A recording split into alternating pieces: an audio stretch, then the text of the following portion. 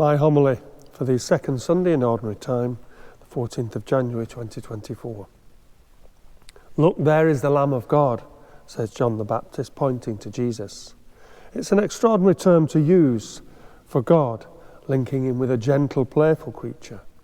It certainly intrigued John's two disciples, who went and followed Jesus and became his disciples instead. It's a term we are familiar with, as it's used on a number of occasions at Mass.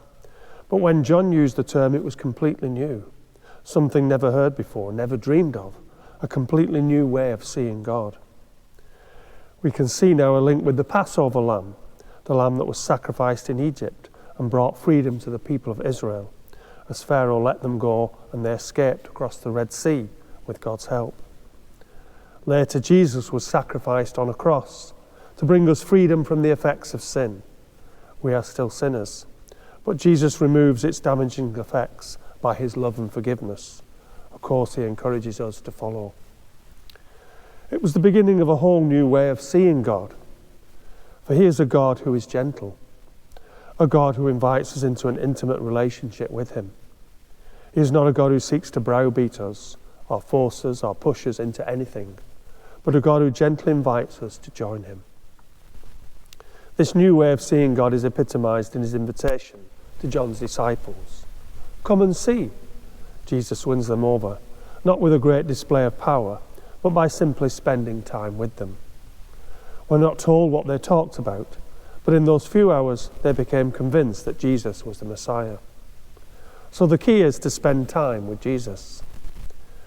Now they could literally do that. How can we spend time with Jesus? Well, we can listen to and ponder on the Gospel, in which Jesus literally speaks to us. To slightly paraphrase St. Jerome, the great biblical scholar, ignorance of the Gospels is ignorance of Christ. And we can spend time praying before the Blessed Sacrament, in which Jesus is truly present with us. Time and our attention are what we need to give to our relationship with Jesus, just as we give them to any relationship that's important to us. At the end of the Gospel, we meet Simon, whom Jesus renames Cephas, that is Peter, meaning rock. Now, Peter was anything but rock-like at first, but Jesus could see that quality within him. He just needed to bring it out. Clearly, spending time with Jesus brings out the best in us.